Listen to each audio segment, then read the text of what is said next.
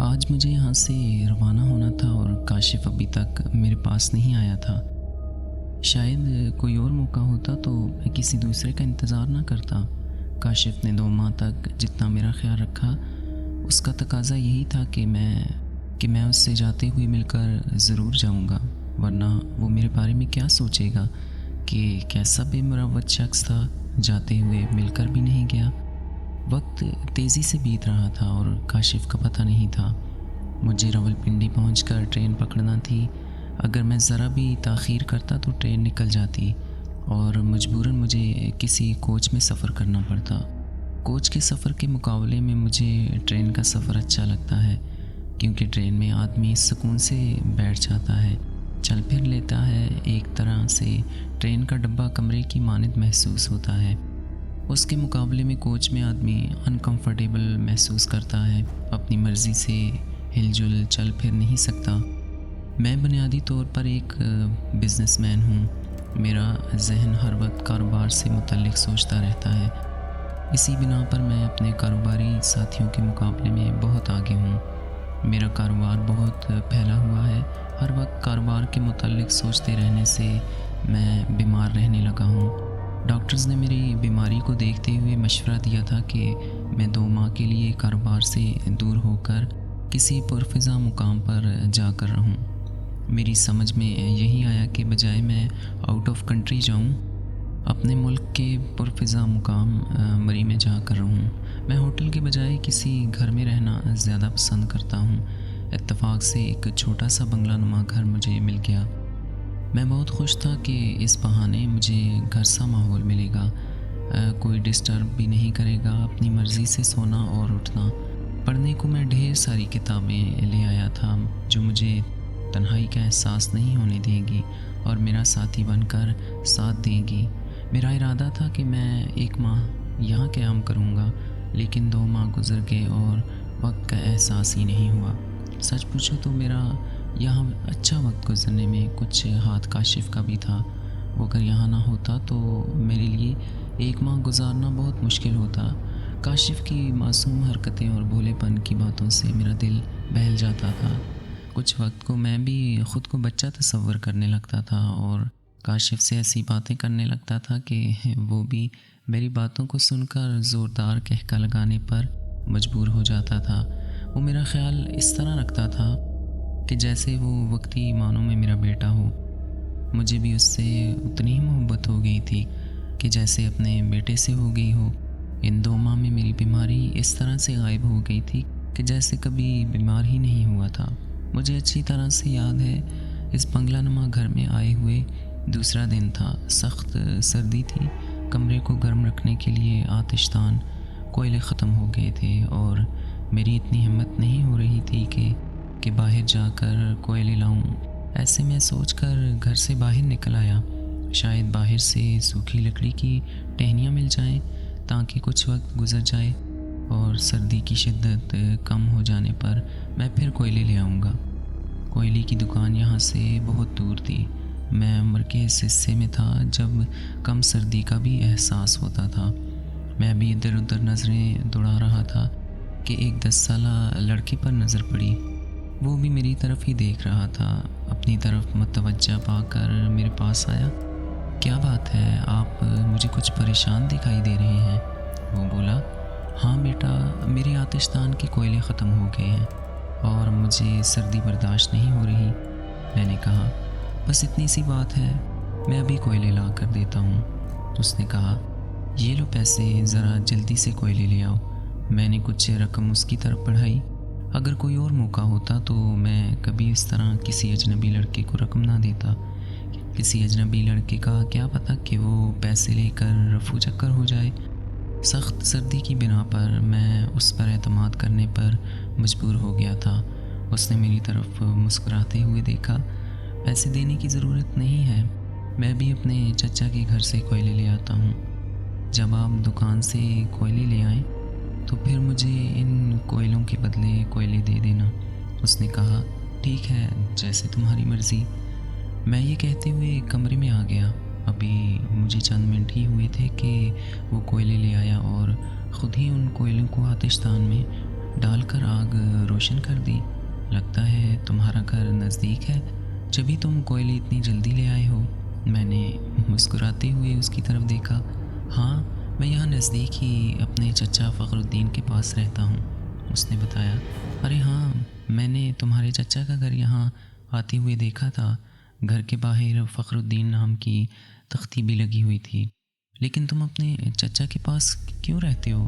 اپنے والدین کے پاس کیوں نہیں رہتے؟ میرے والدین کا ایکسیڈنٹ میں انتقال ہو گیا تھا، جب سے میں اپنے چچا کے پاس رہ رہا ہوں، اس نے بتایا۔ مجھے بہت افسوس ہوا کہ اتنے اچھے لڑکے کے والدین کا انتقال ہو گیا ہے۔ میں نے اس کے سر پر شفقت پر ہاتھ رکھا۔ آپ کا چہرہ کافی حد تک میرے والد سے ملتا جلتا ہے، اس نے، اس لیے میں کل سے اس مکان کی گرد چکر لگا رہا ہوں۔ میں آپ سے ملاقات کر کے کچھ وقت یہاں گزارنا چاہ رہا ہوں، سو آج میری یہ خواہش پوری ہو گئی۔ یہاں آپ جتنا بھی وقت گزاریں، اس دوران کسی بھی چیز کی ضرورت ہو مجھ سے کہہ دینا۔ آپ کا کام کر کے مجھے بڑی خوشی ہوگی۔ وہ مسلسل میرے چہرے پر نظر رکھے ہوئے تھا۔ میں اس کی کیفیت کا اندازہ لگا سکتا تھا۔ میرے چہرے میں اپنے باپ کی صورت دیکھ رہا تھا۔ ایسا کر کے اسے دلی خوشی ہو رہی تھی۔ ایسا اکثر ہوتا ہے جب ہمیں اپنے پیاروں کے بچھڑ جانے پر اس سے ملتی جلتی شکل کے شخص کو دیکھ کر نہ جانے کیوں ایک خوشی اور دلی سکون ملتا ہے۔ تمہارا نام کیا ہے؟ میں بھی کچھ اور کہنا چاہتا تھا کہ وہ بے اختیار بول پڑا۔ کاشف۔ ہاں کاشف، مجھے جس چیز کی بھی ضرورت پڑے گی میں تمہیں اطلاع کر دوں گا۔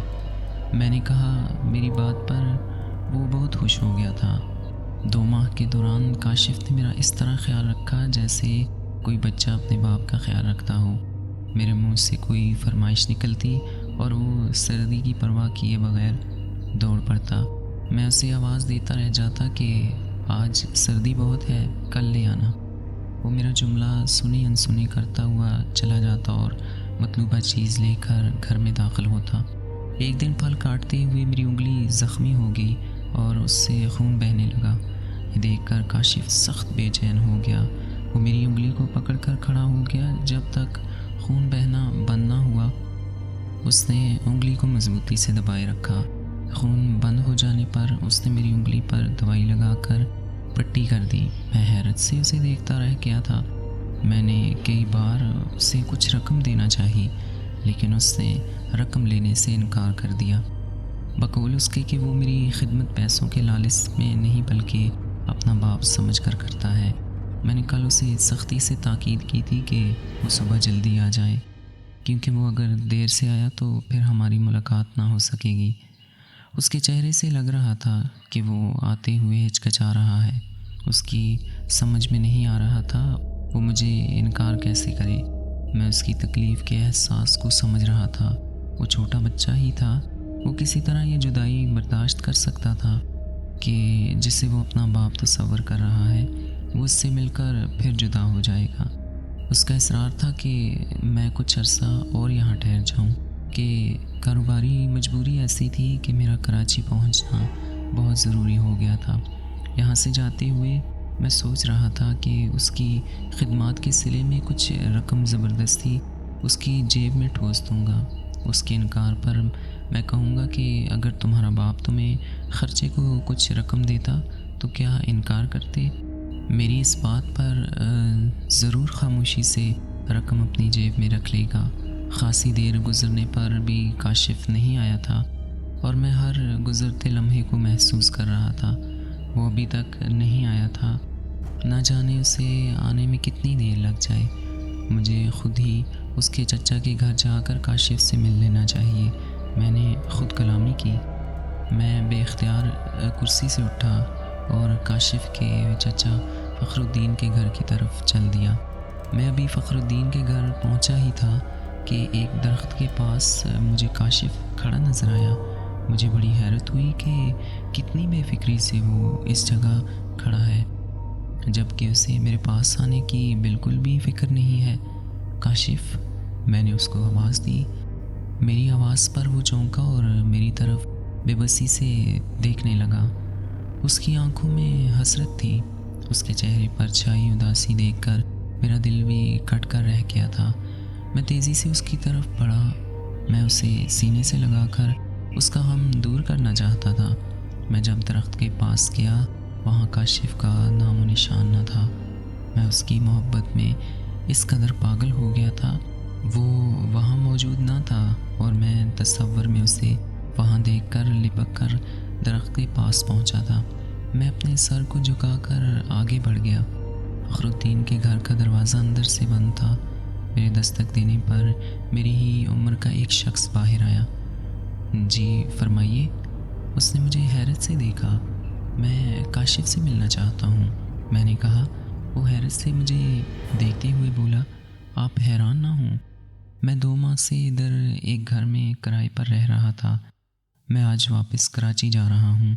ان 2 ماہ میں کاشف نے میری خدمت کی ہے، میری ضرورت کا بھرپور خیال رکھا ہے۔ مجھے یہ اچھا نہیں لگا کہ اس سے ملے بغیر چلا جاؤں، حالانکہ میں نے کل کاشف کو سختی سے تاکید کی تھی کہ وہ جلدی آ جائے۔ میں نے بتایا، اندر آ جائیں، اس نے راستہ چھوڑتے ہوئے کہا۔ میں کمرے میں داخل ہو گیا، ایک کرسی پر بیٹھ کر وہ دوسرے کمرے میں گیا۔ جب وہ دوبارہ آیا تو اس کے ہاتھ میں ایک تصویر تھی اور دوسرے ہاتھ میں اخبار پکڑا ہوا تھا۔ اس کے پیچھے پیچھے ایک خاتون بھی آ گئی تھی، وہ بھی مجھے حیرت سے دیکھ رہی تھی۔ میری سمجھ میں نہیں آ رہا تھا کہ وہ اپنے ساتھ خاتون کو کیوں لے آیا تھا۔ یہ تصویریں دیکھیں، اس نے کاشف کی تصویر میرے ہاتھ میں تھماتے ہوئے کہا۔ یہ تصویر کاشف کی ہے، وہ 2 ماہ تک میرے پاس آتا رہا ہے، پھر بھلا میں کیسے اسے نہیں پہچان سکتا۔ میں نے ان کی طرف مسکراتے ہوئے دیکھا۔ کیا آپ کو پکا یقین ہے کہ یہی آپ کی خدمت کرنے آتا رہا ہے؟ اس بار خاتون نے کہا۔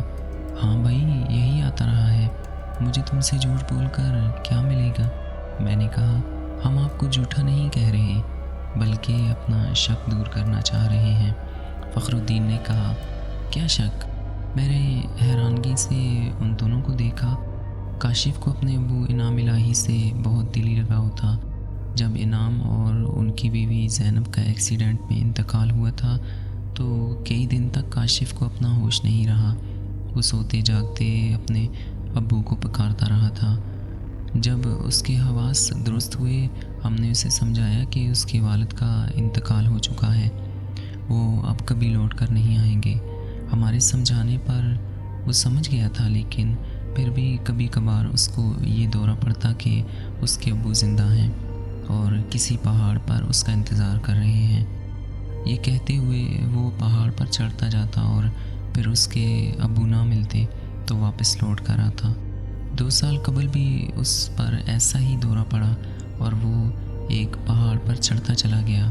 وہاں موجود لوگوں نے اسے بہت روکا کہ وہ اس پہاڑ پر نہ چڑھے، مگر اس نے کسی کی نہ سنی۔ پھر ایسا ہوا کہ ایک پہاڑ سے اس کا پاؤں پھسلا اور وہ نیچے گرتا ہوا آیا، اور پھر ایک پتھر سے اس کا سر بری طرح ٹکرایا اور وہ انتقال کر گیا۔ فخر الدین نے بتایا۔ کیا؟ اس وقت حیرت سے میں چونکا۔ میری سمجھ میں نہیں آ رہا تھا کہ وہ کیا کہہ رہے ہیں۔ اگر وہ مر گیا تھا تو پھر میرے پاس وہ کیسے آتا رہا تھا؟ میری اس نے خدمت کس طرح کی؟ وہ مجھے حیرت زدہ دیکھ کر دونوں میاں بیوی نے آنکھوں ہی آنکھوں میں اشارہ کیا۔ پھر فخر الدین نے مجھے ایک اور حیرت کا جھٹکا لگانے کو اخبار میرے سامنے کر دیا۔ اخبار میں کاشف کی کفن میں لپٹی تصویر چھپی تھی اور خبر بھی لگی تھی جس کے مطابق کاشف کی موت پہاڑ سے گرنے کے سبب ہوئی ہے۔ اخبار کی تاریخ پر نظر ڈالنے سے فخر الدین کی بات کی تصدیق ہو گئی تھی کہ کاشف کی موت 2 سال قبل ہوئی تھی۔ میں راولپنڈی جانے والی وین میں بیٹھا کاشف کے بارے میں سوچ رہا تھا کہ وہ سب کیا تھا۔ کاشف اگر 2 سال قبل مر چکا تھا تو پھر میرے پاس 2 ماہ تک کیسے آتا رہا؟ اس بات کی تصدیق فخر الدین نے کر دی تھی کہ واقعی میری شکل کاشف کے والد میں ملتی ہے۔ کیا کاشف کی بے چینی اور سرگرداں روح اب بھی اپنے باپ سے ملنے کو مری میں گھومتی پھرتی ہے؟ مجھے سمجھ نہیں آ رہا تھا کہ یہ کیا معاملہ ہے جسے انسانی عقل سمجھنے سے قاصر ہے۔